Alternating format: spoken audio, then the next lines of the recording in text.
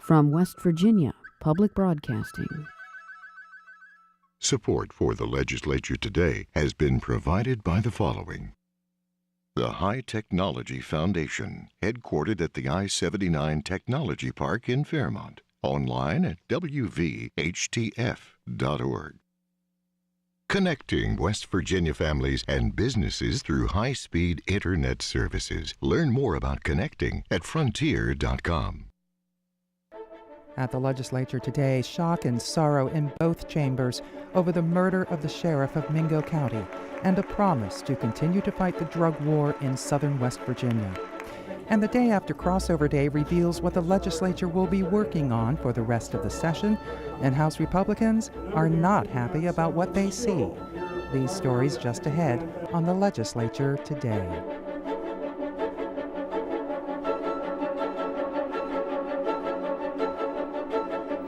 Good evening, I'm Beth Voorhees. The House of Delegates today defined an employment term for educators as being at least 10 months, a month being defined as 20 employment days. That's for the purposes of the teachers' defined contribution retirement system. That was one of 3 Senate bills passed by the House today. All were minor and technical in nature. Members of the House wore black ribbons for the second time this session in remembrance of Mingo County Sheriff Eugene Crum, who was shot to death yesterday. Delegate Justin Markham of Mingo County addressed his colleagues with a great deal of sadness on the floor. I just want to say I'm humbled by the outpouring of support from all my colleagues here today and the black ribbons that everyone's wearing. Eugene had a campaign promise, and that was to fight the war on drugs. He has one county, Mingo County, that he lived up to that promise. He was sworn in January 3.5 months ago, and he had more indictments than I've seen in a long time in one term of the grand jury. It was very ironic yesterday that we voted for the grand jury bill that I sponsored. Eugene, Sheriff Crum asked me to do that. And about 10 minutes after we voted for the bill, I get the message that Eugene's passed. He gave his life, though, for his campaign promise. He always dreamed of being sheriff of Mingo County, and he gave his life for that. He was a great person, a great father, a great grandfather. He was dedicated to just giving back to the community. He spent years with the Mate 1 Police Department. He spent even more as the chief of police of Del Barton, and then he went on to be a magistrate for 10 years. He finally got the chance to live his dream to be sheriff of Mingo County. It was a short dream, and I just pray that God will be with Eugene and his family during this time. Delegate White and I, we're humbled. We're humbled by the support of each of you, and we thank you so much for the prayers and the tweets and everything that's just got back to our small community. Everyone I talk to, I tell them it's small town USA. We will prevail, and we will continue to fight the drug problem in southern West Virginia and across this state. And I just thank you all for your support, and I ask that you join me in helping to continue to fight the drug problem, because Eugene would be proud of us.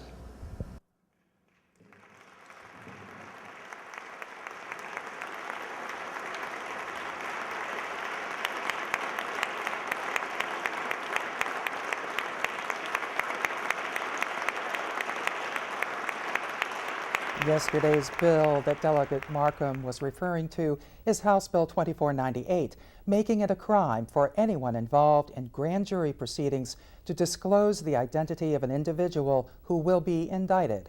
Sheriff Crum's funeral is planned for Sunday afternoon at 1 at Mingo Central High School. The shooter, 37-year-old Tennis Melvin Maynard, is in custody. Earlier this session, House members wore black ribbons in honor of the 2 state police troopers shot to death last summer. Many lawmakers in the Senate were also left in shock after the tragic death of Sheriff Crum. Rumors that the shooting may have come in response to Crum's crackdown on drugs in Mingo County was no surprise for one senator from the southern part of the state, who says legislators must now work to continue the fight Crum was willing to start. Ashton Mara has the story. As the Senate came to order this morning and paused for a brief prayer, they remembered the life of Sheriff Eugene Crum, who was shot and killed outside of the Mingo County Courthouse yesterday. Senator Daniel Hall of neighboring Wyoming County said he had spoken with members of both chambers from the county who were in shock after the show of violence. Senator Chafin was obviously upset, along with Delegate Harry Keith White and Justin Markham, both delegates down there, who knew him very well. And I know he was a good close friend with Delegate White and Delegate Markham, and they were pretty upset to hear about it. The sheriff was a good man. From everything I've ever heard about him, and I'd met him a few times, did not really know him personally, but everything we knew was he was just a hard-working guy for the community. Reports following Crum's death said the shooting may have been in response to the sheriff's crackdown on drugs in Mingo County. Hall says the department has made more than 40 arrests since January on drug charges, which he says is no surprise. Hall says southern West Virginia is notorious for one type of substance abuse in particular. I don't think there's any doubt about it. The prescription drug problem is definitely worse. I hear that up north there's problems with heroin and other types of drugs, but down south, our problem is prescription drug abuse. The Senate has already made strides this session to take on substance abuse, not only in southern West Virginia, but across the state, starting with the governor's proposed prison reform bill. The legislation, which passed the body unanimously, focuses on wider access to substance abuse treatment programs as a way to curb the future growth of the prison population. All the statistics will bear out at about 80% of the folks that get involved in criminal activity, quite frankly, are addicted to drugs or alcohol or have a substance abuse problem of some kind. So we've been looking at that both in the prison reform, requiring treatment, early intervention, things of that nature, so that folks that don't get addicted to drugs, so that they don't become dependent on them physically, emotionally, or whatever, and then engage in criminal activity to support their habits. Another bill passed by the Senate early this session, Senate Bill 10, sets Schedule 2 restrictions on the patient side for hydrocodone. The bill would only allow patients to have a 30-day supply of the drug and limits them to 2 refills. Kessler says this is one of the most common drugs found in the systems of those who are killed from overdosing across the state. From the governor's prison reform bill to legislation toughening prescription drug laws, the Senate has already taken on many of the issues Sheriff Crum was fighting. But now that he's gone, it's up to lawmakers to continue his legacy. Hall says he and other lawmakers, like Senator Mike Green, who spoke out against the problem earlier in the session, have spent years fighting substance abuse. He says he has dealt with threats in the past, but doesn't think that's enough to stop the fight. In a way of speaking, these drug dealers and this drug trade is terrorism. They're terrorizing our communities and they're terrorizing our streets and our families, and we can't negotiate with it. We're not going to negotiate with them. And will there be casualties in this war? Yes, there have been on both sides. But we cannot stop fighting and fighting the drug problem, and we can't stop fighting to protect our kids and our communities and our families. For the Legislature Today, I'm Ashton Mara in the Senate.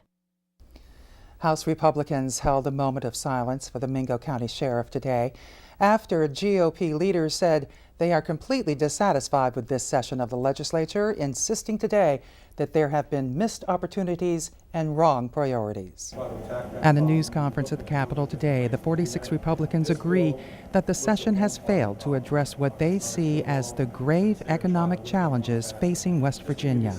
They argue that the state is on the wrong track because the majority Democrats have failed to advance any legislation that creates jobs or cuts taxes. House Minority Leader Tim Armstead of Kanawha County points to the state's tax structure and education system. He illustrated that there are too many studies and not enough action. We already had a tax study in 1999 that was done at the direction of Governor Underwood. We've studied it. We had a tax study done in 2006 at the direction of Governor Manchin. We have studied it. Both of these studies tell us what we need to do to make our tax structure competitive. And yet we continue to say we're not ready to act, we need to continue to study it. On our education system, we had a study done by the education audit that the governor commissioned, a comprehensive study.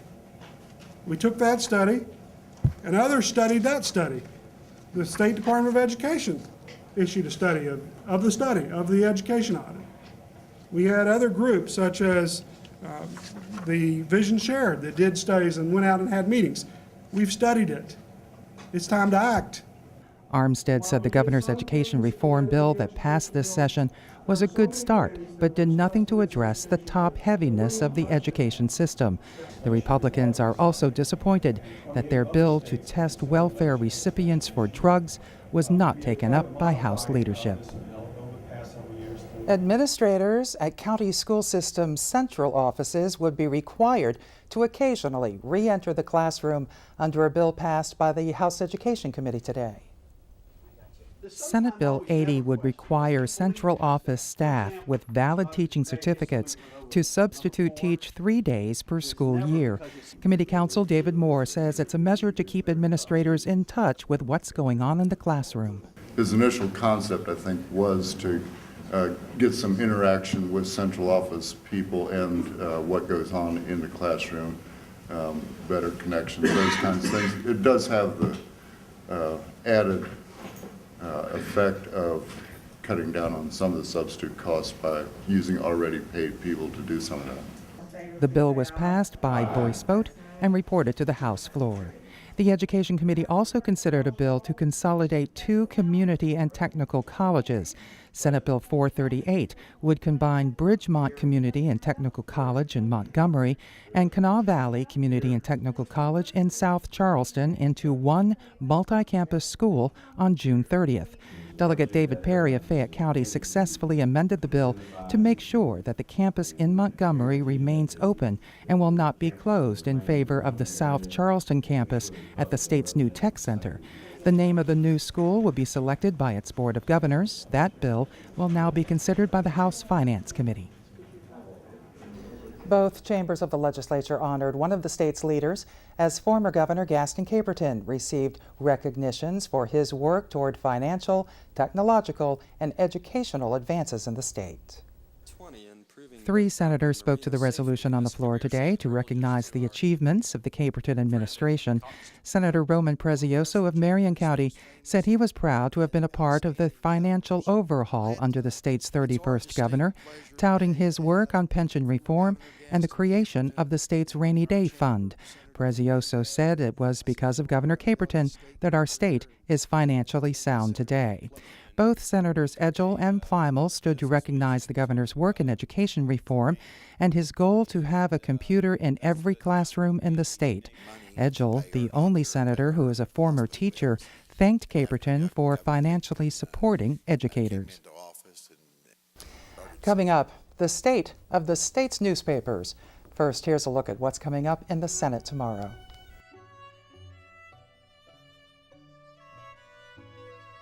There are no bills up for passage or on second reading in the Senate tomorrow.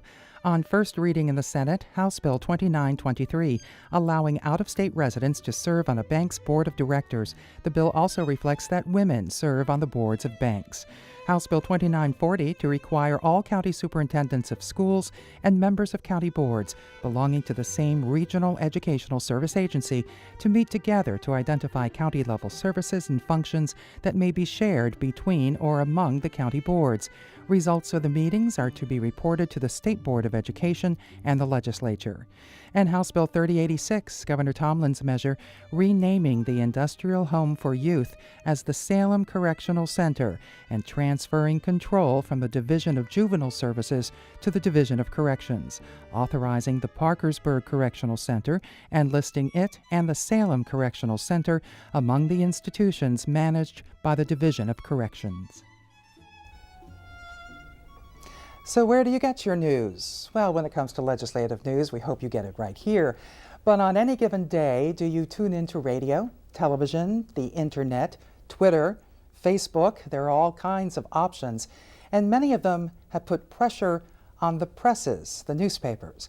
The West Virginia Press Association was established in 1869 and rechartered in 1954 as a nonprofit trade association representing the daily and weekly newspapers of West Virginia.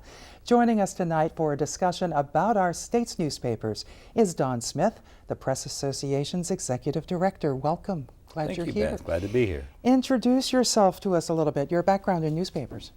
Well, Beth, it's about 25 years in the industry, in Wheeling, New Martinsville, Elkins, Martinsburg, entire career with the Ogden Newspaper Group, which has 5 papers around the state, and also 10 years with the Press Association on the board and as a past president, and then took over as executive director about 8 months ago. And my family and I have relocated to Charleston, and we're enjoying it. How many newspapers are there in West Virginia? 81. Okay. We have 59 weeklies, and the rest are dailies. For a 55-county state, 81's not bad. No.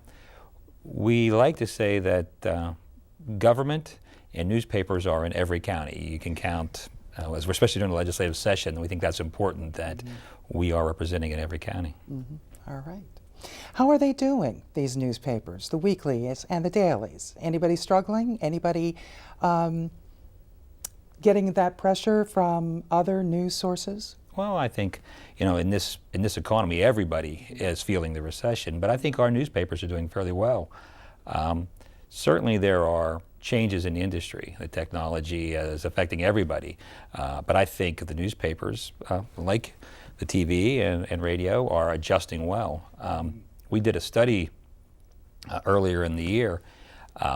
We have more readers today than we did in 1982, which happened to be the year that the protocol for the internet was really outlined. So we checked back and we found that our readership with our print and our online viewers is up 11%. And unfortunately, with the state's population declining, we're actually reaching a greater percentage of the population today than we did in '82, when no one would have said newspapers would question the role of newspapers. So I think we've adapted very well. And that's the thing about the internet. Even people who leave the state can still check their local newspaper.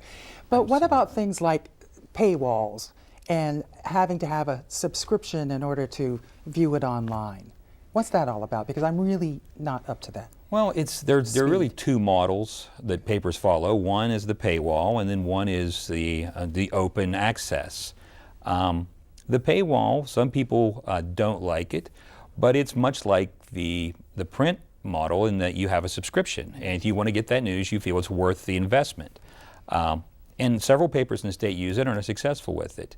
The other model is open, and you go to their internet site and you get the news, a version of what the print edition is, and most papers now are offering e-editions, which is the actual a form of the actual newspaper page that people can see. And I think both models are working. The technology is changing, so everyone is sort of trying to find where to go. The big thing right now is mobile with our apps, and most of our newspapers are coming up with their own apps. And the nice thing about the online and the internet is that in print we've had dailies and weeklies. And on the internet, it's pretty much all day. There's no reason to be a weekly. You can update constantly. Not only is it daily, but it's 24/7. The internet then is really used by newspapers to promote the news. I mean, I look at social media. I look at Twitter, and I follow various print journalists on Twitter. I can look at their stories right on Twitter. I can ask them questions. We can exchange information on Twitter. And the thing about it is, whether it's newspapers, radio, or television, it's all platforms now. Whether it's the social media, newspapers now, you've got video on a newspaper website. So it's a real good companion to the print version versus the internet version. Yeah, absolutely. Yeah. We're able to use so much more information now in different forms. We had our legislative breakfast earlier this year, and we did a live tweet. So as people were talking, we were putting it out instantaneously. It was interesting because even the legislators began to tweet, and it was following their own information. But we do have video now. We're able to pick up your broadcast. If there's something we want to pick up and we want to do a feature on you, we're able to show that to our readers.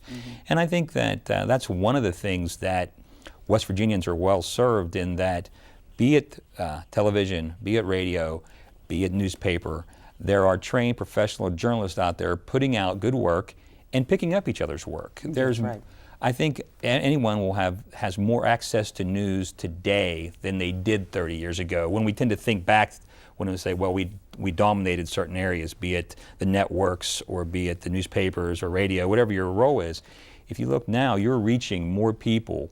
Again, 24/7. They can go to your website or our websites, and our people are tweeting, and our people are posting on Facebook, and you have to know that. And those are just as valid platforms for news reporters and news reporting as the printed page or the camera or the microphone. Just as valid. I think it is, valid's the point. I think it is if you're, and I think this is why newspapers and your show and the radio shows have a strong future.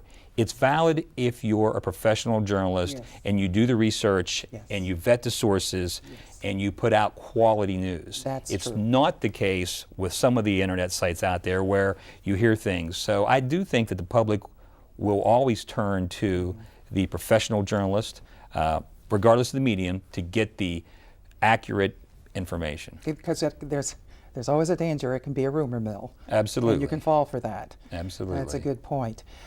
West Virginia's Freedom of Information Acts that many newspapers use and other broadcast entities use in order to get information from the government that they need to get. Now, mostly newspapers do this kind of work. Are West Virginia's laws good enough for freedom of information? Right now, I think they're good enough. There was bills this session to look at changing them. And the fear when you change something like that is that it goes the wrong way and not the right way because the wording can be interpreted. We obviously stand for everything should be open. So I think that there are some exemptions that probably should be, that maybe could be looked at. But right now, overall, I think our laws are pretty good, comparable to the rest of the states. We would like to see improvements. And actually this summer, there may be some, during the interim sessions, there may be some committees to meet to look at that. But it's a very gray area in terms of what's an improvement because you don't know how it's going to be used or interpreted. Okay, very interesting. We'll watch for those interim studies on the Freedom of Information Act. Don Smith, Executive Director of the West Virginia Press Association, thank you very much. Thanks for having me. It was great. And here's a look at what's coming up in the House tomorrow.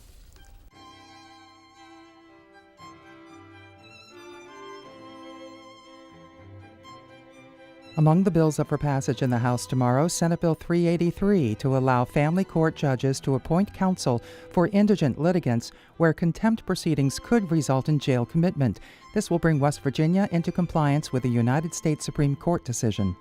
Senate Bill 412 to clarify the procedure by which elected county conservation district supervisors may be removed from office. Senate Bill 421 to provide an exemption for the official mascot of Parkersburg South High School, commonly known as the Patriot, which would allow the mascot to carry a musket on school grounds when the mascot is acting in his or her official capacity. This is the same exemption that's granted to the West Virginia University Mountaineer. Senate Bill 463 to increase the amount of special license fees paid by pipeline companies to the Public Service Commission. The bill increases the total amount to be collected from $315,000 per year to $400,000 per year. On second reading in the House tomorrow, Senate Bill 145 to correct a reference to applicable statutes in order to conform the language to pertinent federal code, and Senate Bill 435 continuing and expanding the Municipal Home Rule Pilot Program. Before we leave you tonight, we have an invitation to pass along to you from the Senate Select Committee on Children and Poverty. Senate President Jeff Kessler and House Speaker Rick Thompson are hosting a screening of a new documentary on poverty called A Place at the Table. The film follows a mother who is struggling to feed her children and two young girls who never know where their next meal is coming from. The screening will be held at the Culture Center in Charleston this Monday at 6 p.m. The event is free and open to the public. The screening will be followed by a panel discussion featuring the film's director, Lori Silverbush, and Dr. Janet Popendiek, an expert on school meals and food assistance programs. Again, that is Monday night at 6 o'clock at the Culture Center. Tomorrow night on the Legislature Today, we'll welcome Reverend Matthew Watts, the President and CEO of the Hope Community Development Corporation. We welcome your questions and comments about the issues at this session. You can email us at feedback@wvpubcast.org, and full episodes of the Legislature Today are available on our website. And before we go, this notice to pass along to you. Governor Tomlin is asking all West Virginians to join him in a moment of silence tomorrow, April 5th, at 3:01 p.m. in honor of the 29 miners who died at the Upper Big Branch mine explosion in 2010. That's a moment of silence tomorrow at 3:01 p.m. I'm Beth Voorhees. Thanks for joining us. Good night.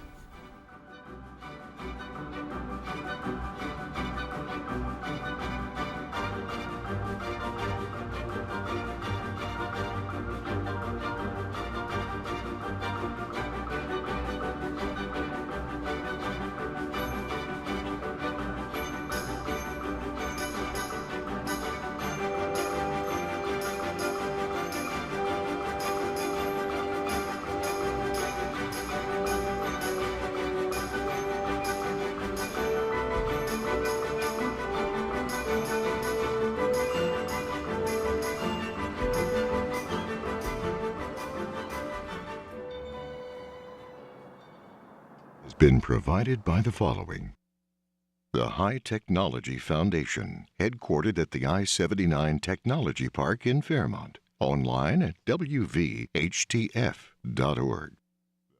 Connecting West Virginia families and businesses through high-speed internet services. Learn more about connecting at frontier.com.